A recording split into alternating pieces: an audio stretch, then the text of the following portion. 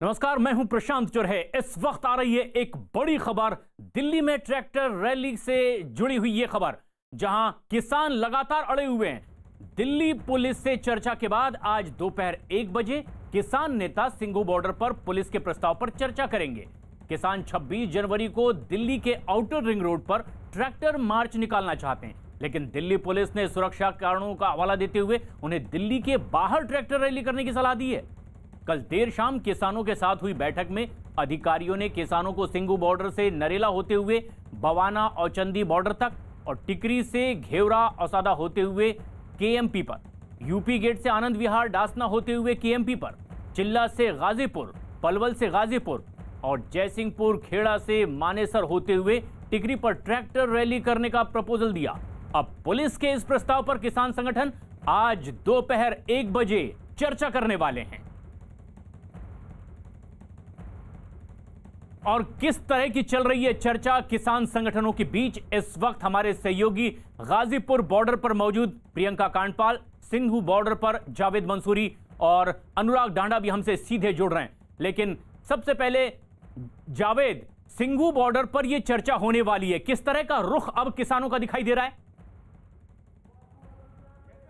देखिए, कल की बैठक के बाद जो गतिरोध है वो तो बरकरार है ही, लेकिन अब जब किसानों की तैयारी है 26 जनवरी को जो किसान परेड होनी है, उसके बाद पुलिस ने एक रूट जो है वो किसान नेताओं को सुझाया है, जिस पर आज किसान नेता 1 बजे सिंघू बॉर्डर पर जहां उनकी बैठक होती है बैठेंगे, विचार करेंगे और उसके बाद क्या वो उसको मानते हैं या कोई और रूट किसान नेताओं की तरफ से दिया जाता है। हालांकि किसान नेता कह चुके हैं कि वो आउटर रिंग रोड पर परेड करना चाहते हैं, जिस पर जो है पुलिस सहमत नहीं है। तो फिलहाल आज उसी पर चर्चा होनी है जो पुलिस ने प्रस्ताव किसान नेताओं को दिया है, और उसके बाद वो चर्चा करके बताएंगे कि वो किसान नेताओं को मंजूर है या नहीं। तो आज ये बड़ी बैठक किसान नेताओं की होनी है, क्योंकि अब देखिए सरकार और किसान संगठनों की बातचीत पूरी तरह से खत्म हो चुकी है। अब किसान नेता जो है वो किसान परेड की तैयारी कर रहे हैं और रूट पर अब बात होनी है। अब प्रस्ताव किसानों के पास है, फैसला उन्हें लेना है कि अब वो आखिर चाहते क्या हैं। लेकिन इससे पहले केंद्र सरकार और किसान संगठनों के बीच कल हुई 11वें दौर की बातचीत भी बेनतीजा रही, और इसके बाद सरकार ने अपना सख्त रुख अख्तियार किया। यह साफ कर दिया कि अब दोनों पक्षों के बीच तभी बातचीत होगी जब किसान उनके प्रस्ताव पर कोई फैसला लेकर आएंगे, क्योंकि 11वें दौर की बातचीत में भी किसानों का अड़ियल रुख लगातार बरकरार रहा। और खबर यह भी है कि बैठक में किसानों ने अपने बर्ताव से जाहिर कर दिया कि वो मन बनाकर आए हैं कि सरकार के प्रस्ताव के बारे में उन्हें सोचना ही नहीं है। इसके बाद सरकार के सब्र का बांध टूटा और उनके तेवर कड़े हो गए। एक के बाद एक अनेक प्रस्ताव दिए, लेकिन जब आंदोलन की पवित्रता नष्ट हो जाती है तो निर्णय नहीं होता। और मुझे लगता है कि वार्ता के दौर में मर्यादाओं का तो पालन हुआ, लेकिन किसान के हक में वार्ता का मार्ग प्रशस्त हो, इस भाव का सर्वदा अभाव था। इसलिए वार्ता निर्णय तक नहीं पहुंच सकी। बातचीत बेनतीजा होने के बाद सरकार ने रुख अख्तियार कर लिया है, वो बेहद सख्त है। तो उधर बातचीत बेनतीजा होने के बाद किसान नेता राकेश टिकैत ने कहा कि किसान अपनी मांगों को छोड़ने के लिए तैयार नहीं है। रामायण का पार्ट खत्म हो गया, वो तो लास्ट था।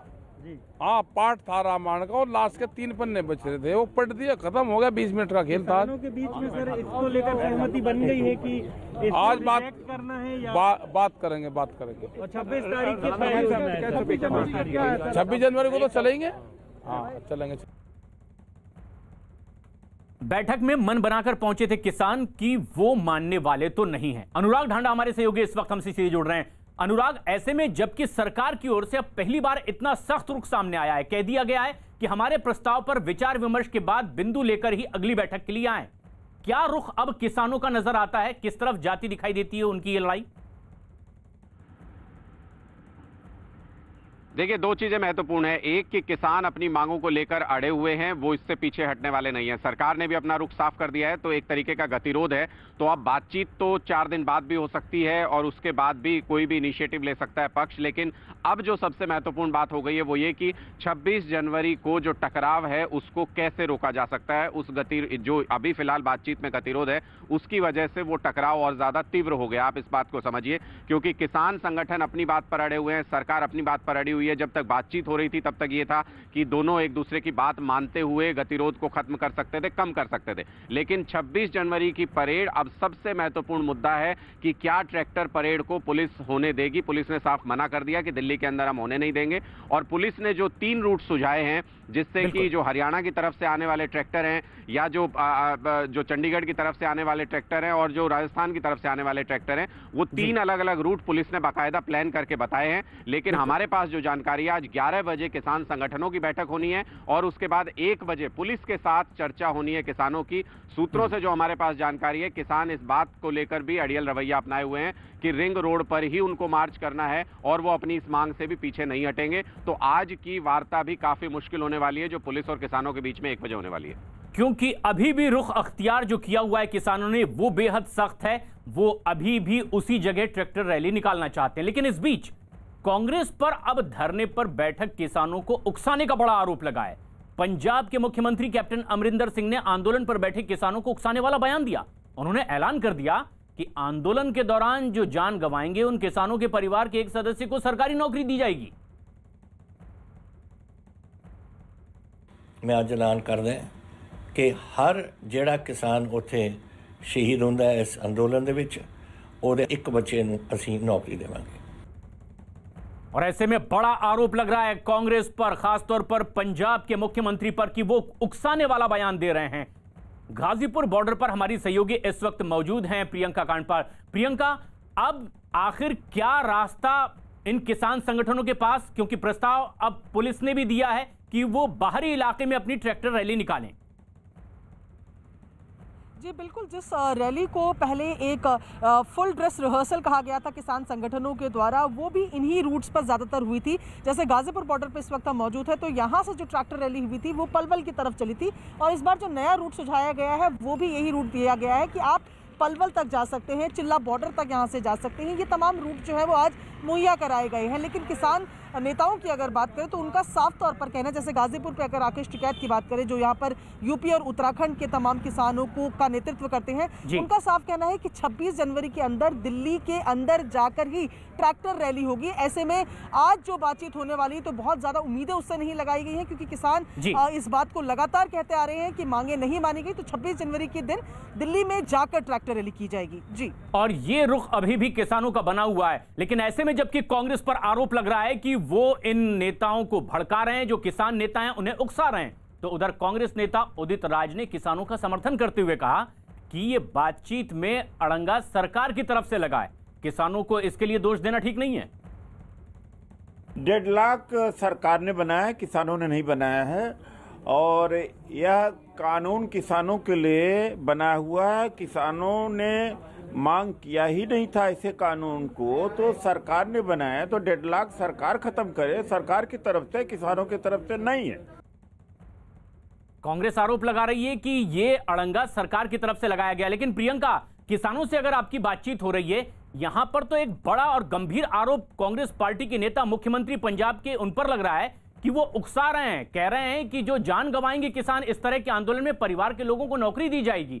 कैसे रिएक्ट करते हैं वो किसान जो यहां आंदोलन कर रहे हैं? जी बिल्कुल, यहाँ गाजीपुर पे खास तौर पर अगर बात की जाए तो अगर कुछ किसान यहाँ पर मुझे जो खड़े दिख रहे हैं इनसे बात करते हैं। ये बताइए कि पंजाब के मुख्यमंत्री ने कहा है कि जो किसान अभी आंदोलन में जान गंवा रहे हैं उनके परिवार में से एक एक को सरकारी नौकरी दी जाएगी। तो ये आपको उकसाने वाला बयान लगता है या आपको लगता है कि सही बयान है? जी, सब उकसाने वाली हैं, तो कोई ठीक बात नहीं है इतनी। अच्छा, ठीक है। तो आप, क्योंकि आपको लगता है कि ऐसे तो फिर ये अगर एक एक शहीद होने की बात करें तो फिर मामला बढ़ता ही जाएगा। जी जी, ये तो बढ़ता ही जाएगा। फिर तो बहुत गलत हो रहा है, सरकार गलत कर रही है। हम तो यही चाहते हैं ये 3 कानून बिल वापस ले लें हम। ठीक है जी। और तो अभी आप लोग की जो ट्रैक्टर रैली हो रही है, जो आप लोग चाहते थे कि दिल्ली के अंदर हो, आज भी बात हो रही है कि बाहर जैसे पिछली बार रैली निकाली गई थी उस तरीके से निकाले, तो आपको लगता है रास्ता कुछ निकल जाएगा आज की? कहाँ रैली निकालनी है? देखो जी, वो तो सरकार की बात है, सरकार किसानों की बात मान ले, वो तो मामला तो निमट ही जाएगा। ठीक है, तो यहाँ पर ज़्यादातर किसान जो आप देख रहे हैं वो साफ तौर पर कहते हैं कि जो उनके किसान नेता फैसला लेंगे वो उस पर अडिग रहेंगे। और फिलहाल किसान नेताओं की बात की जाए तो जैसे कि मैंने आपको बताया कि इस गाजीपुर बॉर्डर के किसान नेता राकेश टिकैत है और उनका कहना यही है कि जो रैली है, जो ट्रैक्टर रैली है, वो दिल्ली के अंदर ही होगी, रिंग रोड पर ही होगी। लेकिन अब मीटिंग के लिए वो भी यहाँ से कुछ देर में निकलेंगे, तो उनसे भी दोबारा बात करके जरूर अपडेट करेंगे। जी, तो आंदोलन जारी है। जो नए कृषि सुधार कानून है उन्हें वापस लेने की मांग हो रही है, लेकिन एक बात और, जो 26 जनवरी को ट्रैक्टर रैली करना चाहते हैं किसान, उस पर भी अड़े हुए हैं। लेकिन इस ट्रैक्टर मार्च के लिए हरियाणा के गोहाना में किसान दिल्ली जाने के लिए तैयारियों में जुट गए हैं। गोहाने के किसानों का दावा है कि ट्रैक्टर मार्च में गोहाना से करीब 20,000 ट्रैक्टर शामिल होंगे। लेकिन दिल्ली में भी कुछ ऐसी ही तैयारी उन किसान नेताओं की जो बॉर्डर पर डटे हुए हैं। जावेद, सबसे पहले तो यह जानना चाहेंगे कि दिल्ली पुलिस ने जो प्रस्ताव दिया है कि आप सुरक्षा कारणों से दिल्ली के भीतर ही इस तरह का ट्रैक्टर रैली ना निकालें, बाहरी इलाके में निकालें, किस तरह की तैयारी उनकी है, कितने बजे उनकी चर्चा होने वाली है? देखिए, पुलिस के साथ कई दौर की वार्ता जो है वो किसान नेताओं की हो चुकी है और अब मंथन इसी बात पर चल रहा है कि किसान नेताओं की जो परेड होनी है, जिसे वो परेड का नाम दे रहे हैं, वो किस रूट पर होगी। जो पुलिस ने रोड मैप सुझाया है वो वही कमोबेश रोड मैप है जिसमें 7 जनवरी को किसान नेताओं ने ट्रैक्टर मार्च की थी। पुलिस की कोशिश है कि दिल्ली में किसानों का प्रवेश ना हो, लेकिन आपको बता दें कि किसान नेता जो है वो ऐलान कर चुके हैं कि उनकी परेड जो है वो 26 तारीख को, 26 जनवरी को दिल्ली के अंदर ही होगी। तो अब मंथन इसी बात पर ही है कि क्या किस नतीजे पर ये पहुंचते हैं, क्योंकि सरकार से बातचीत तो फेल हो ही चुकी है, लेकिन अब क्या किसान नेता जो है वो पुलिस का जो प्रस्ताव है उसे मानेंगे या नहीं, उसी को लेकर जो जानकारी है उस पर आज बैठा। और जो खबरें आ रही है वो ये कि 11 बजे ये आपस में बातचीत करेंगे, मंथन करेंगे, 1 बजे इन्हें बताना है पुलिस के साथ चर्चा में कि आखिर क्या होने वाला है। और ये सबसे अहम बात भी है अनुराग, जो रूपरेखा बनी है बैठकों की आज फैसला लेने के लिए, वो क्या है? कितने बजे, किसके साथ, कैसी बैठक? देखिए, आज सिर्फ पुलिस के साथ ही बैठक होनी है और 2 बैठकें हैं जिसमें पहले पुलिस के पास जाने से पहले 1-2 घंटे तक खुद विचार विमर्श करेंगे। 11 बजे किसान लीडर्स जो हैं वो आपस में मिल रहे हैं और इस रोड मैप पर चर्चा करेंगे और उसके बाद 1 बजे पुलिस के साथ बैठक होनी है। जैसा मैं आपको बता रहा हूं कि सूत्रों से जो हमें जानकारी मिल रही है वो ये है कि आज भी इस पर कोई समझौता होने की उम्मीद नजर नहीं आ रही है, क्योंकि किसान अभी भी इस बात को लेकर के अड़े हुए हैं और बहुत हद तक मुमकिन है कि 26 जनवरी से ठीक पहले, बिल्कुल लास्ट मोमेंट पर यह डिसीजन हो पाए कि आखिर ये रैली होगी कहां और पुलिस के सपोर्ट से होगी या फिर टकराव का रास्ता किसान अख्तियार करेंगे। ये बिल्कुल लास्ट मोमेंट तक जाएगा। लेकिन अब ये बेहद महत्वपूर्ण हो जाता है क्योंकि इसी टकराव पर या अगर सहूलियत से हो जाती है 26 तारीख की ट्रैक्टर रैली, तो उसी पर निर्भर करेगा कि आगे सरकार और किसानों के बीच में किस तरीके से बातचीत होती है। तो ये 2 गतिरोध की स्थिति है। कृषि सुधार कानूनों को लेकर एक अलग जंग जिस पर बैठकों का दौर चला, लेकिन अब 26 तारीख को ट्रैक्टर रैली को लेकर के किसान संगठन और ये दिल्ली पुलिस सुझाव दिए गए हैं, लेकिन फैसला अब किसान संगठनों को करना है। लेकिन उधर उत्तर प्रदेश की राजधानी लखनऊ में भी किसान ट्रैक्टर रैली के लिए राज्यपाल को ज्ञापन देने की तैयारी कर रहे हैं। किसान 26 जनवरी को ट्रैक्टर रैली करना चाहते हैं और इसके लिए कई किसानों ने ट्रैक्टरों को इकट्ठा करना भी अब वहां शुरू कर दिया है।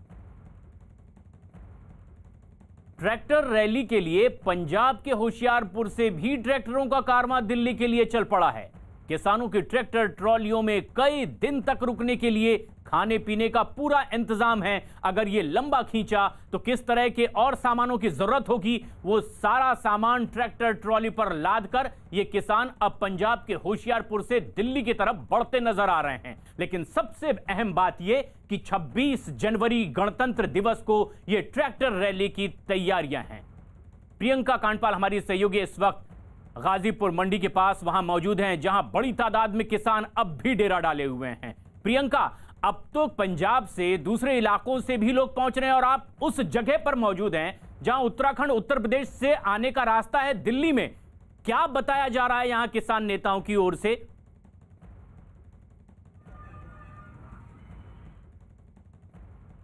एक बार फिर हम जुड़ने की कोशिश करेंगे। जावेद, आप सिंगू बॉर्डर पर मौजूद हैं। अगर दूसरे प्रदेशों से ट्रैक्टर ट्रॉली लेकर किसान निकल पड़े हैं तो पुलिस के प्रस्ताव का क्या होगा? क्या ये ट्रैक्टर रैली निकालने पर अब आमादा हैं, उससे पीछे हटने वाले नहीं हैं? क्या संकेत दे रहे हैं किसान संगठन? देखिए, किसान नेताओं ने करीब 1 महीने पहले ही इस बात का ऐलान कर दिया था कि वो 26 तारीख को ट्रैक्टर मार्च निकालेंगे और दिल्ली के अंदर निकालेंगे। और आप समझिए कि आज 60वां दिन है प्रोटेस्ट का और बीच बीच में लोग आते जाते रहते, लेकिन एक बड़ा दिन किसान नेता बता रहे हैं कि जब वो जाएंगे अपनी मांगों को मनवाने के लिए तो जाहिर सी बात है कि अलग अलग जगह से भी जो और लोग हैं उसमें जुड़ेंगे और वही सरकार भी उसी तरह की तैयारी जो है हो रही है। देखिए, अभी अगर मैं दिखाऊं तो यहाँ पर भारी पुलिस बल आपको सिंगू बॉर्डर पर नजर आएगा। हालांकि रोज इस तरह से रहता है, लेकिन आज कुछ ज्यादा नजर आ रहा है। तो तैयारी पूरी सरकार की भी है, लेकिन किसान नेताओं ने भी एक कॉल किया है, ऐलान किया हुआ है कि 26 तारीख को वो दिल्ली में प्रवेश करेंगे। तो उसे देखते हुए भी जो किसान नेताओं के साथ जो उन्होंने ऐलान किया है और लोग भी जाहिर है अलग अलग जगहों से जुड़ेंगे। 3 बड़े पॉइंट है उसमें जो केंद्रित है, जो लीड कर रहा है सिंगू बॉर्डर का जो प्रोटेस्ट है वो लीड कर रहा है गाजीपुर बॉर्डर और टिकरी बॉर्डर पर, और इन्हीं दिशाओं से वहां पर किसान जुटेंगे। लेकिन देखिए, बड़ी चुनौती होगी और आज जो बैठक है उस पर सभी की नजरें बनी हुई है कि इस बैठक पर सभी की नजर है कि आखिर किसान संगठन फैसला क्या लेते हैं, क्योंकि प्रस्ताव अब दिल्ली पुलिस की ओर से आ चुका है। लेकिन प्रियंका, आप जहां मौजूद हैं, बड़ी तादाद में उत्तराखंड और उत्तर प्रदेश से दिल्ली के लिए आने का यह रास्ता है। ट्रैक्टर ट्रॉली तैयार की जा रही है दूसरे प्रदेशों में भी, ताकि दिल्ली में इस रैली में वो शामिल हो सकें। प्रस्ताव दिल्ली पुलिस ने दिया है कि सुरक्षा कारणों से आप बाहर रैली निकालें। क्या रुख किसानों का है जिनसे आपकी बातचीत हो रही है? जी बिल्कुल, मैं आपको साफ तौर पर यहाँ पर बताऊँ। ये देखिए, आप गाजीपुर की तस्वीरें हैं जहाँ पर आपको ट्रैक्टर यहाँ पर खड़े नज़र भी आएंगे। यहाँ पर उत्तराखंड और उत्तर प्रदेश से तमाम किसान जो है वो आए हुए हैं और ट्रैक्टरों का, ट्रॉलीज़ का आने का सिलसिला यहाँ पर कभी भी थमा नहीं है। ऐसे में यहाँ पर पूरी तैयारी की जा रही है। किसान नेता राकेश टिकैत ने साफ कहा है कि ट्रैक्टर रैली जो है वो दिल्ली के अंदर ही होगी। जो रिंग रोड की पहले उन्होंने बात की थी कि रिंग रोड पर वो ट्रैक्टर रैली को 26 तारीख को निकालेंगे, अभी भी वो उस पर अटल है। मैं आपको एक बार वहाँ बॉर्डर की तरफ की तस्वीरें दिखाऊं जहाँ पर आप देखेंगे कि बैरिकेड्स जो किए गए हैं पुलिस की तरफ से, यहाँ पर अर्धसैनिक बलों की तैनाती है, पुलिस वाले भी आपको यहाँ पर बैठे हुए नजर आ रहे हैं। तो यहाँ पर अगर बॉर्डर की बात की जाए तो साफ तौर पर यहाँ के जो किसान हैं, किसान नेता हैं, उनका कहना है कि 26 तारीख की जो ट्रैक्टर रैली की बात वो लगातार करते आए हैं, वो चाहते हैं कि दिल्ली के अंदर ही हो। ऐसे में जब आज किसान नेताओं की बातचीत होगी पुलिस के साथ, क्या रुख निकलता है, क्या वो मानते हैं जो ऑल्टरनेट रूट पुलिस ने उनको दी है, वो देखने वाला होगा। क्योंकि फिलहाल तो ये टकराव की स्थिति ही दिखाई दे रही है किसान संगठनों और पुलिस यानी सुरक्षा संगठनों के बीच में, सुरक्षा बलों के बीच में। क्योंकि इससे पहले 11वें दौर की बातचीत में भी किसानों का अड़ियल रुख ही बरकरार रहा। और खबर यह है कि बैठक में किसानों ने अपने बर्ताव से यह जाहिर कर दिया कि वो मन बनाकर आए हैं कि सरकार के प्रस्ताव के बारे में उन्हें सोचना ही नहीं है। इसके बाद सरकार के सब्र का बांध टूटा और सरकार ने भी अपने तेवर कड़े कर लिए। अनुराग ढांडा हमारे सहयोगी इस वक्त हमसे सीधे जुड़ रहे हैं। अनुराग, लगातार आप नजदीक से नजर बनाए हुए हैं इस पूरे घटनाक्रम पर। बैठकों का दौर चलता रहा, 11 दौर की बातचीत बेनतीजा रही। क्यों आखिरकार सरकार को इतना सख्त रुख अख्तियार करना पड़ा है, बातचीत को रोकने की बात करनी पड़ी है, जब तक कि कोई ठोस प्रस्ताव किसान संगठनों की ओर से ना आ जाए?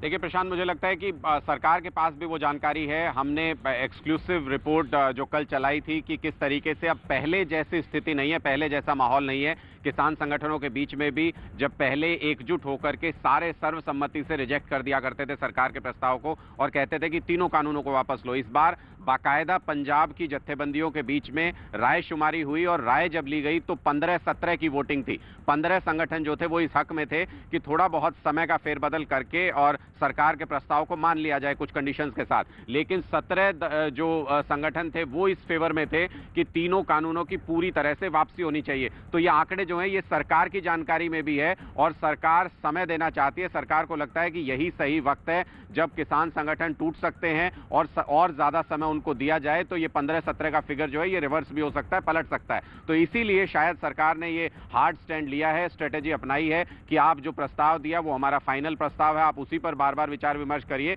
और अगर उसमें कुछ नतीजा निकलता है तो हमारे पास आइए। तो ये जो स्थिति है, जो बदलाव है स्थिति में पंजाब के संगठनों के, उसको सरकार समझते हुए ये हार्ड स्टैंड ले रही है फिलहाल। और सरकार ये समझ रही है और इसीलिए भी नजदीक से नजर बनाए हुए है कि क्या इनमें अब टूट की स्थिति है, क्योंकि अब कुछ किसान संगठन मानते हैं, चाहते हैं कि सरकार की बात मानी जाए, कुछ दिन के लिए उनके प्रस्ताव पर भी विचार किया जाए। लेकिन यह सबसे अहम बात है कि तैयारी किसान संगठन क्या कर रहे हैं ऐसे में, जबकि अलग अलग राय भी अब किसान संगठनों की निकल कर आ रही है। दो तस्वीरें आप देखिए, उत्तर प्रदेश की राजधानी लखनऊ की और पंजाब के होशियारपुर की। बड़ी तादाद में ट्रैक्टर जुटाए जा रहे हैं, लखनऊ में भी और होशियारपुर में भी। ट्रैक्टर के पीछे ट्रॉलियां तैयार और ट्रॉली के ऊपर फिर एक ट्रैक्टर तैयार है और मकसद है दिल्ली में ट्रैक्टर रैली निकालना 26 जनवरी गणतंत्र दिवस के दिन, जिसके लिए पुलिस ने उन्हें कहा है कि आप बाहरी इलाके में इस तरह की रैली निकालें। बेहद संवेदनशील ये इलाका भी है और गणतंत्र दिवस का मौका भी है। इसलिए अब किसान संगठनों को फैसला करना है कि 26 जनवरी की ट्रैक्टर रैली की जिद पर आखिर क्या वो कायम रहेंगे या सुरक्षा कारणों से छोड़ेंगे। और अब रुख करते हैं बंगाल का। बंगाल में आज प्रधानमंत्री मोदी की पराक्रम यात्रा और कुछ दिनों बाद होने वाले अमित शाह के दौरे से पहले टीएमसी को एक दिन में 2 बड़े झटके लगे हैं। दिन में ममता सरकार में मंत्री राजीव बनर्जी ने इस्तीफा दे दिया, तो कुछ ही घंटों बाद खबर आई कि टीएमसी ने की विधायक वैशाली डालमिया को टीएमसी ने पार्टी से बाहर कर दिया है। और ये वो नेता हैं, मंत्री हैं, जिन्होंने ममता सरकार के काम के तरीके पर सवाल खड़े किए थे, लेकिन अब ये टीएमसी से बाहर हैं।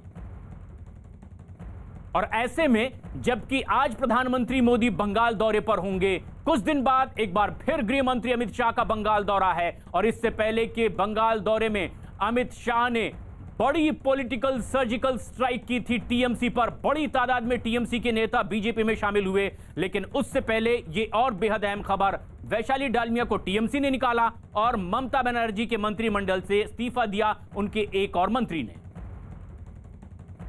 पश्चिम बंगाल में टीएमसी के अंदर चल रही उथल पुथल खत्म होने का नाम नहीं ले रही है। एक के बाद एक कई नेता पार्टी को अलविदा कह चुके हैं। तो हावड़ा के बाली से विधायक वैशाली डालमिया को पार्टी ने ही बाहर कर दिया है। उन पर पार्टी के खिलाफ काम करने का आरोप लगा है और अनुशासन समिति की बैठक के बाद उनको पार्टी से निकालने का फैसला किया गया। पार्टी के इस फैसले के बाद वैशाली डालमिया ने न्यूज 18 से बातचीत की और जनता के लिए काम करते रहने का दावा भी किया। वैशाली बीसीसीआई प्रमुख रहे जगमोहन डालमिया की बेटी हैं। उन्होंने हाल ही में भ्रष्टाचार समेत कई मुद्दों पर पार्टी की नीतियों पर सवाल खड़े किए थे।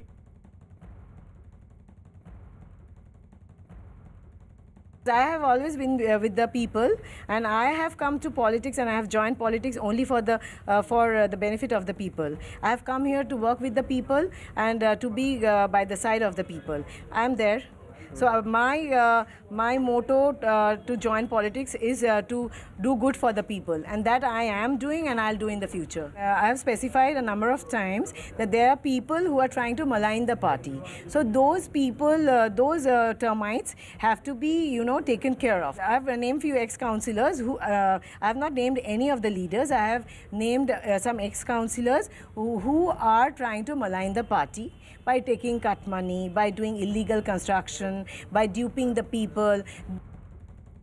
तो ये गंभीर आरोप लगाते हुए एक के बाद एक टीएमसी से टूटते जा रहे हैं उनके नेता। कोलकाता में हमारे सहयोगी अमित और आशिका सिंह लगातार बने हुए हैं।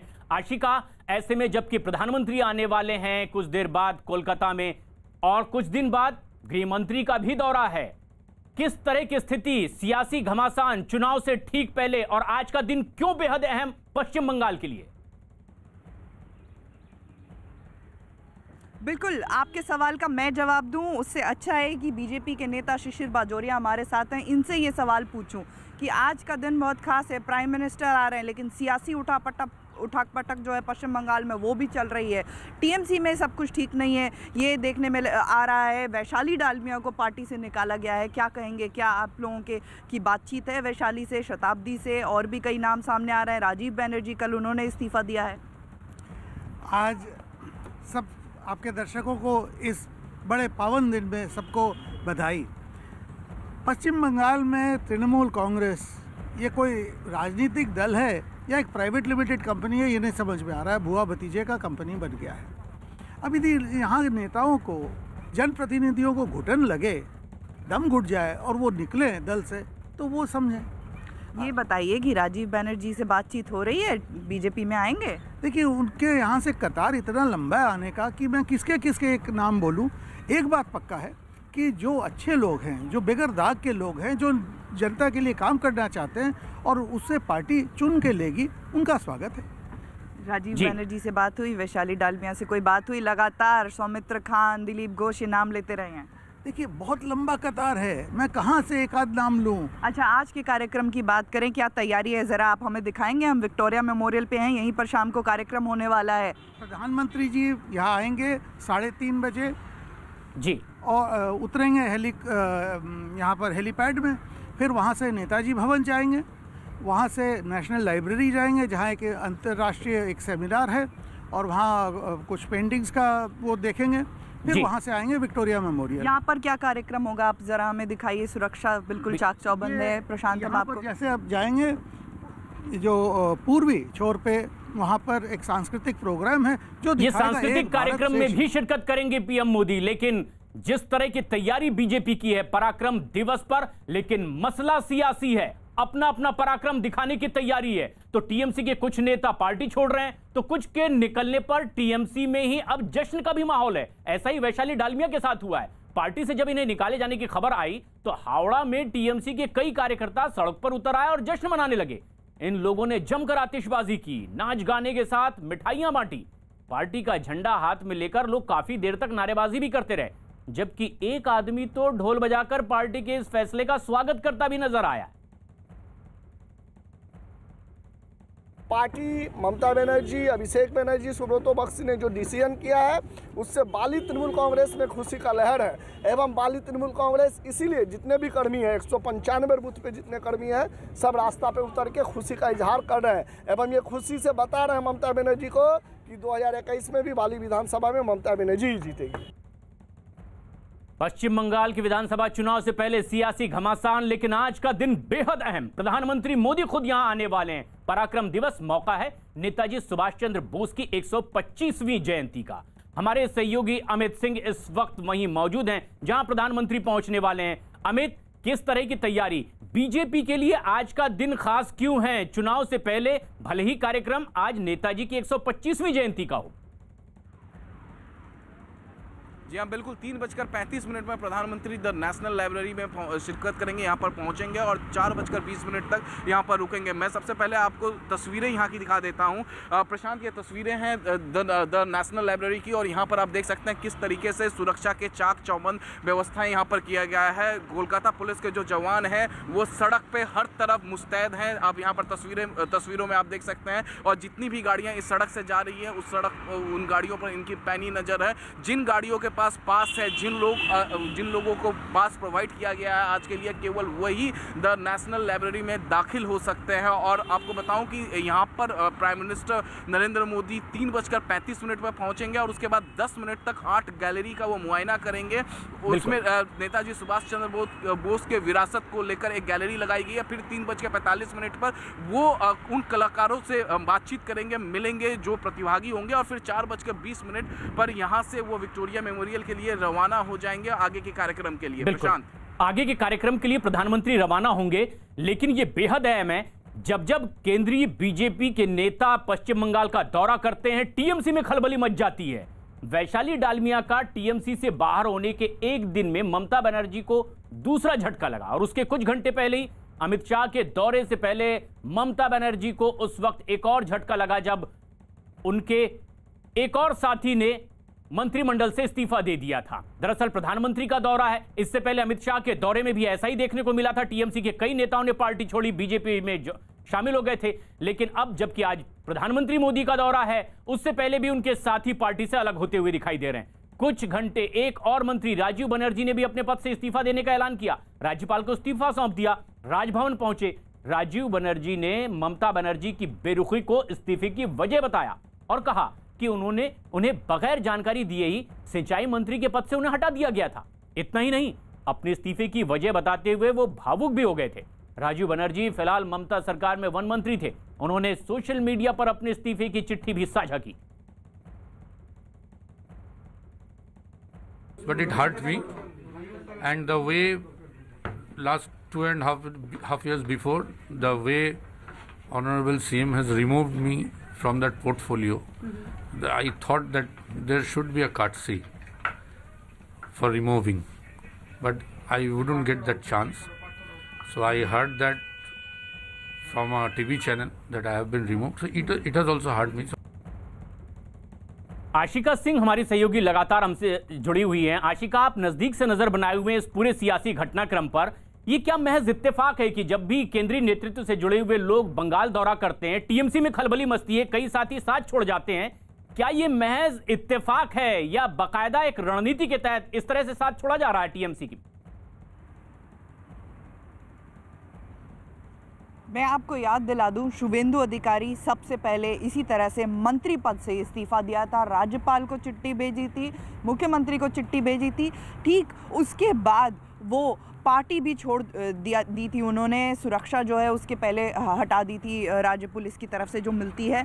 इसी क्रम में राजीव बनर्जी तो नहीं चल रहे, यही सवाल उठ रहा है। बीजेपी का दावा लंबे समय से है कि राजीव बनर्जी उनके संपर्क में है, कभी भी बीजेपी में आ सकते हैं। मैं आपको ये भी याद दिला दूं कि कल जो चिट्ठी उन्होंने जो सोशल मीडिया पर पोस्ट लिखा था, लास्ट लाइन जो उनकी थी, उन्होंने ये साफ कहा था कि मैं लोगों के लिए काम करना चाहता हूँ और इसके लिए मैं राजनीति में आया हूँ और करूँगा। अगर राजनीति करनी है, लोगों के लिए काम करना है, मंत्री पद छोड़ चुके हैं, तो रास्ता तो साफ नजर आ रहा है कि बीजेपी की तरफ ही कहीं ना कहीं उनका रास्ता जाता है। बिल्कुल, लेकिन यह बेहद अहम है कि आज प्रधानमंत्री मोदी का भी पश्चिम बंगाल दौरा है और उससे पहले टीएमसी के 2 नेता पार्टी से अलग हो चुके हैं। बंगाल में जल्द होने वाले चुनाव से ये ठीक पहले ममता बनर्जी को एक के बाद एक झटके लग रहे हैं और हाल ही में मंत्री पद छोड़कर टीएमसी से बीजेपी में शामिल हुए शुवेंदु अधिकारी ने एक दिन पहले ही बंगाल के दीघा में शक्ति प्रदर्शन किया और ममता बनर्जी के नंदीग्राम से चुनाव लड़ने के ऐलान पर उन्हें घेरा भी। दीघा में शुवेंदु ने करीब 2 किलोमीटर लंबा रोड शो किया और टीएमसी को अपनी ताकत का एहसास भी कराया, क्योंकि उनके रोड शो में जिधर नजर गई वहां लोग ही लोग नजर आए, जिन्हें देखकर यह कहना गलत नहीं होगा कि शुवेंदु अधिकारी के रोड शो में तिल रखने की भी जगह दिखाई नहीं दी। तो एक तरफ खुली गाड़ी में सवार होकर दीघा की सड़कों पर निकले शुवेंदु, उन्हें देखने के लिए लोग बाहर आए। माना जा रहा है कि पूर्वी मिदनापुर पर उनकी अच्छी खासी पकड़ है और वहां के दीघा में होने वाले इस शक्ति प्रदर्शन जो किया गया, उसने एक तरह से इस बात पर मुहर भी लगा दी, दीघा की जमीन से नंदीग्राम के संग्राम का बिगुल फूंक दिया और अपनी बड़ी जीत का दावा भी शुवेंदु ने किया। शुवेंदु यहीं नहीं रुके, बल्कि उन्होंने 2021 में बीजेपी की महाविजय की भविष्यवाणी भी कर दी और इस बार के बंगाल चुनाव में बीजेपी ने शुवेंदु पर बड़ा दांव खेला, क्योंकि एक वक्त था जब वो ममता के दाहिने हाथ कहलाते थे, लेकिन अब वो बीजेपी के साथ हैं। उन अहम चेहरों में से एक हैं जिनके भरोसे बीजेपी बंगाल में अब सरकार बनाने का दावा कर रही है। लगातार जिस तरीके से हिंसक झड़पें और एक बार फिर एक कैबिनेट मंत्री राजीव ने ममता बनर्जी सरकार से इस्तीफा दे दिया है। देखिए, जो एम्प्लॉय का नाते काम नहीं करता चाहता है, एज ए पॉलिटिकल वर्कर का नाते काम करता चाहता है मानुष के लिए, जनता के लिए, वो सब TMC company private limited company छोड़ के आएगा। ये सीधा सीधा बात है। इसका राजनीतिक जमीन खिसकना शुरू हो गया, इसलिए गुंडागर्दी जितना भी है, हमारा लीडर कनिष्क पांडा का ऊपर घायल हुआ, दिल्ली चल रहा है, फॉल्स केस हुआ, हमारा डिस्ट्रिक्ट प्रेसिडेंट, मेरा छोटा भाई एक्स चेयरमैन, उसका खिलाफ भी केस किया, 2 केस किया, सब लीडर के खिलाफ। इसलिए ये जाने वाला है डेजर नंबर। एक तरफ फॉल्स केस और दूसरी तरफ हिंसक झड़पें हो रही है बीजेपी की रैलियों में। देखिए, इसका पॉलिटिकल जमीन पूरा खिचकना शुरू हो गया है। 2019 में बीजेपी ने हाफ कर दिया था, इस बार हम सब लोग मिला के साफ कर देगा। इस नारा वो समझ लिया जाने वाला है, इसलिए ये सब चल रहा है। तो क्या इसी वजह से नंदीग्राम वापस आ रही है ममता बनर्जी? तो क्या इसी वजह से नंदीग्राम वापस ट्वीट करके वेलकम कर दिया, आने दीजिए, 1.5 लाख से ज़्यादा वोट से उसको हराऊंगा, उसको उसकी एक सीट पर चुनाव लड़ना चाहिए नंदीग्राम। दोनों में क्यों एक में लड़ना चाहिए। आखिरी सवाल है, टीएमसी के पास गुंडा है और पुलिस है। पूरा पुलिस नहीं है, कुछ एक सेक्शन ऑफ पुलिस है और कुछ नहीं है। कोई पॉलिटिकल आदमी भी नहीं है, कोई सोशल वर्कर भी नहीं है। तो ये थे शुभेंदु अधिकारी जो एक्सक्लूसिवली हमसे बातचीत कर रहे थे। यहाँ पर आप तस्वीरों में देख सकते हैं प्रीति, और इन्होंने हमला किया एक बार फिर से ममता बनर्जी पर। कहा कि जिस तरीके से राजीव जो एक कैबिनेट मंत्री ने इस्तीफा दिया है, ये यहीं से ममता बनर्जी का हार एक बार फिर शुरू हो रहा है। और जो नंदीग्राम आ रही है ममता बनर्जी, शुभेंदु अधिकारी कह रहे हैं कि खुद उन्होंने वेलकम किया है और 50,000 से ज्यादा वोटों से उनको हराएंगे ममता बनर्जी को। अमित, शुभेंदु अधिकारी कह रहे हैं कि ममता बनर्जी को नंदीग्राम में हराऊंगा। अगर दम है तो एक ही सीट पर क्यों नहीं चुनाव लड़ रही हैं? ये चुनौती है। दरअसल आज का दिन क्यों अहम माना जा रहा है? जहां पर आप मौजूद हैं, कुछ और नेता टीएमसी से अलग हटते जा रहे हैं। आज क्या कुछ और ऐलान हो सकते हैं?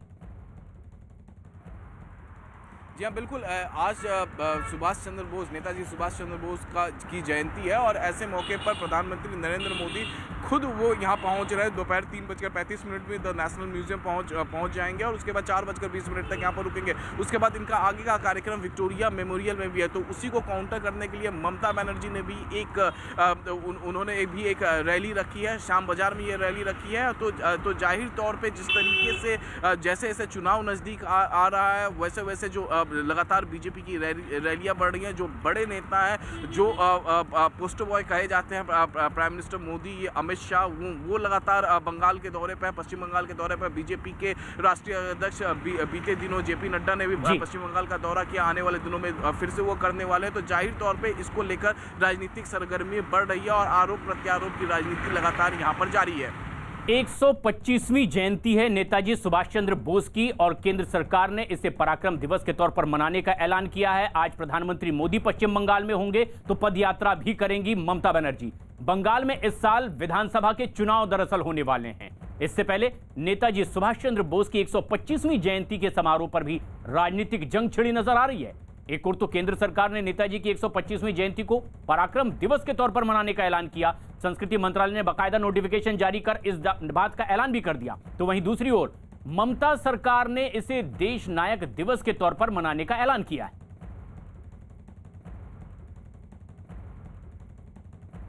पश्चिम बंगाल में टीएमसी और बीजेपी की सियासी खींचतान के बीच आज प्रधानमंत्री नरेंद्र मोदी कोलकाता पहुंचेंगे।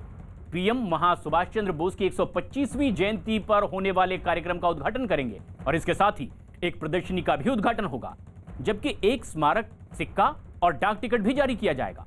अपने इस दौरे में प्रधानमंत्री मोदी कोलकाता में ही राष्ट्रीय पुस्तकालय का भी दौरा करेंगे। साथ ही साथ वो कई कलाकारों और सम्मेलन में भी हिस्सा लेंगे, लोगों से बातचीत करेंगे। लेकिन पहली बार आयोजित होने जा रहे इस पराक्रम दिवस पर पीएम मोदी नेताजी की बनाई इंडियन नेशनल आर्मी के सदस्यों और उनके परिवार का कोलकाता में सम्मान भी करने वाले हैं।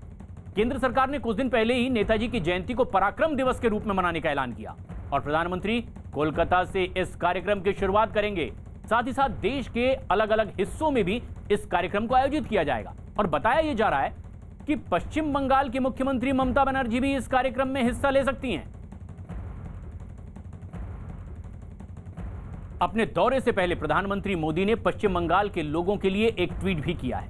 उन्होंने ट्वीट करते हुए लिखा, पश्चिम बंगाल के भाइयों और बहनों, मुझे आपके बीच आने का सौभाग्य मिला है, वो भी पराक्रम दिवस जैसे दिन पर।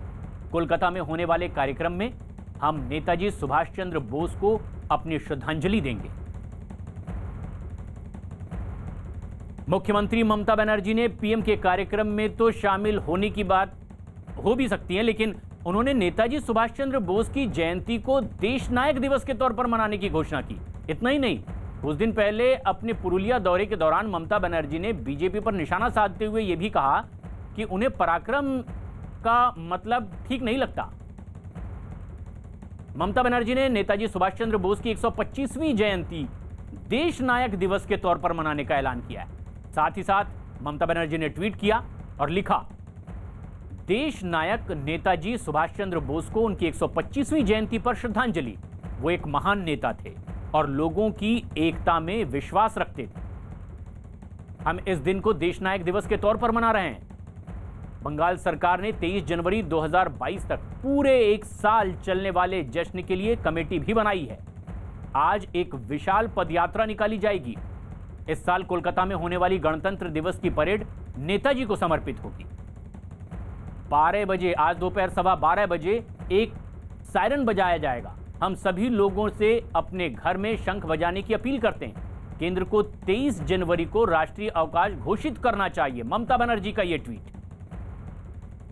आशिका सिंह हमारी सहयोगी लगातार हमारे साथ बनी हुई है, कोलकाता में मौजूद हैं। आशिका, टीएमसी का, ममता बनर्जी का मानना है कि 12:15 बजे ही नेताजी का जन्म हुआ था और इसीलिए वो शंखनाद से शुरुआत करना चाहती हैं आज के इस कार्यक्रम की, आज के दिवस की।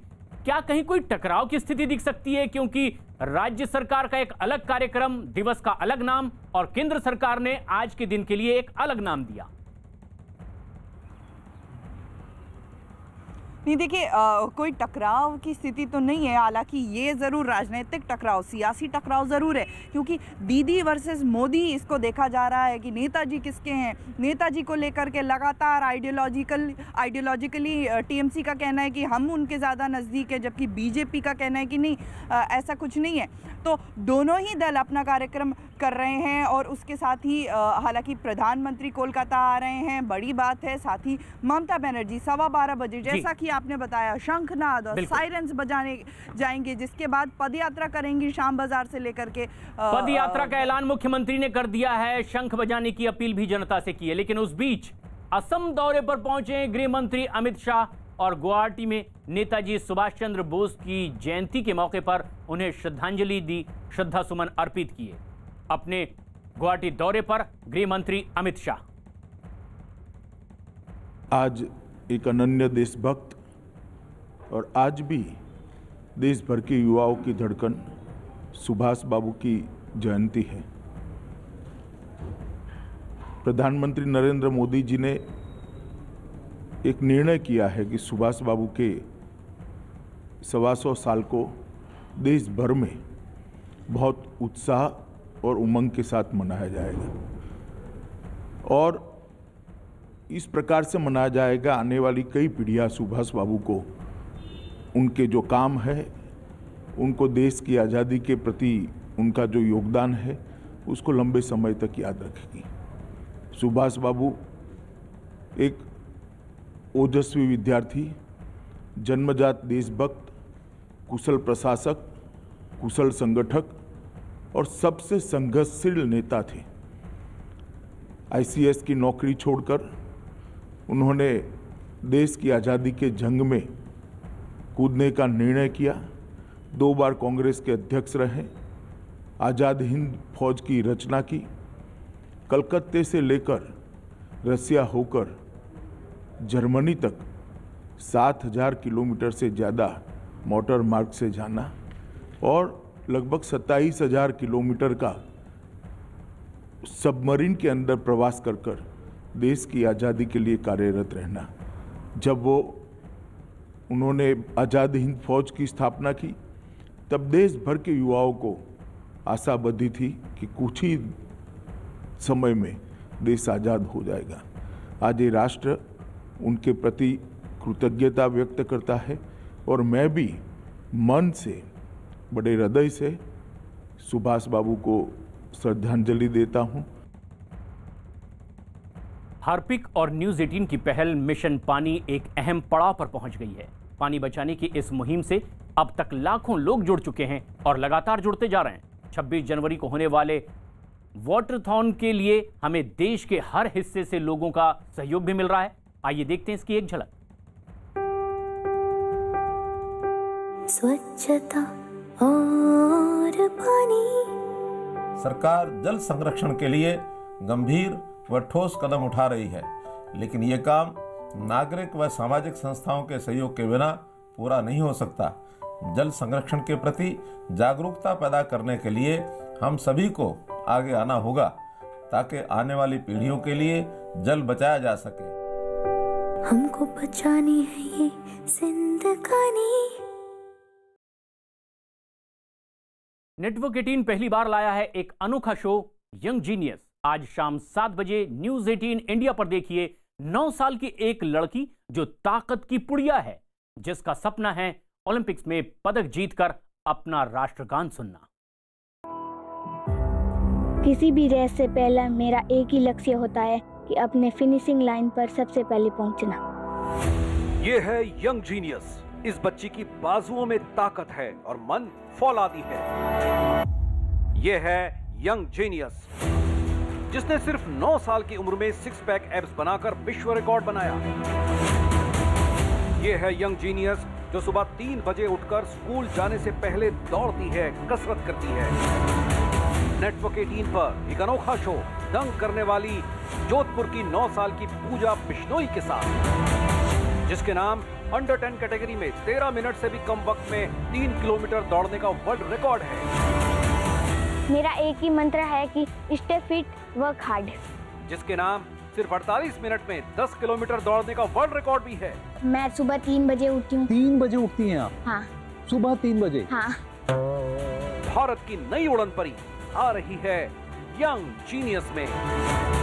आज तो मैंने अभी लंच खाया है ना, तो आज तो नहीं होने वाले मेरे से। आज शाम